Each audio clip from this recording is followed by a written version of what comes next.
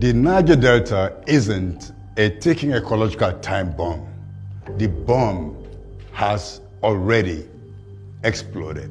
Shrapnel fly everywhere, in the land, in the water, and in the air. The living have long been sacrificed. Today we dream. We dream of a delta teeming with fish and diverse seafoods. We dream of a delta with sparkling, clean creeks, streams, rivers, and the sea. We dream of creeks that mirrored and echoed our joy. We dream of mangroves whose stately roots held our ground and brought us fish. We dream of days when we paddled to the tunes of beautiful songs. We dream of songs of health since replaced by songs of survival and death. 60 years ago, when oil was found in commercial quantities, there was joy and plenty of dreams sold on tales of shiny homes, hospitals, and schools, regaled with tales of the banishment of hunger and sundry value additions to our bustling harvest. We danced, celebrated, quaffed palm wine, and sacrificed some goods. We had no clue that we were next in line to be sacrificed. The footprint of oil had already been stamped on these shores, but that oil fight was over palm oil. With palm slap jaws and foreign merchants and mercenaries burnt down Akassa way back in 1895, as frontmen refused the middlemen and exploited the market with no sense of responsibility or accountability. Fast forward to 1995, and the gallows of the Port Harcourt prison swung and choked Ken Saro-Wiwa, a man of peace, and other top Ogoni leaders, and several more raped, maimed, sacked at the pleasure of the jackboots and the drillers, empowered by warlords that ultimately threw up warlords. The prophet decried the ecological assault on his community. He foresaw the days when the polluters would be in the dock, and the docks have since come calling. You cannot hide oil spills by turning the soil or burning our forests and creeks. Once upon a time, Port Harcourt was a garden city, a place of gardens, of beauty, of a good life and dance.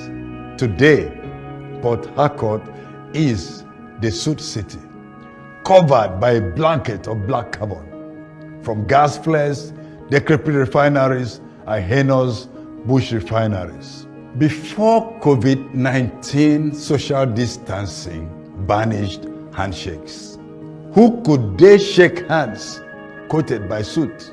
Throats choked, lungs filled, you could hardly whisper a salutation. The soot knows no geographic limits, while the mafia stoke their deadly fires and the security forces jointly smash and light their own fires, annihilating our swamps and creeks and streams.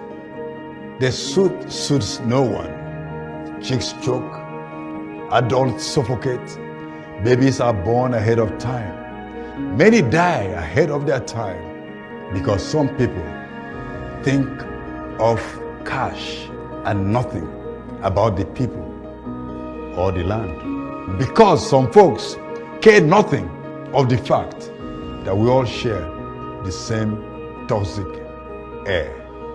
Sad, isn't it, that the Niger Delta, once one of the cleanest places on planet Earth, has become one of the most polluted places on Earth. Gas flares, oil spills, well blowouts, flaming production platforms and ships, rotten pipelines, as irresponsible polluters and their collaborators point oily fingers at the victims.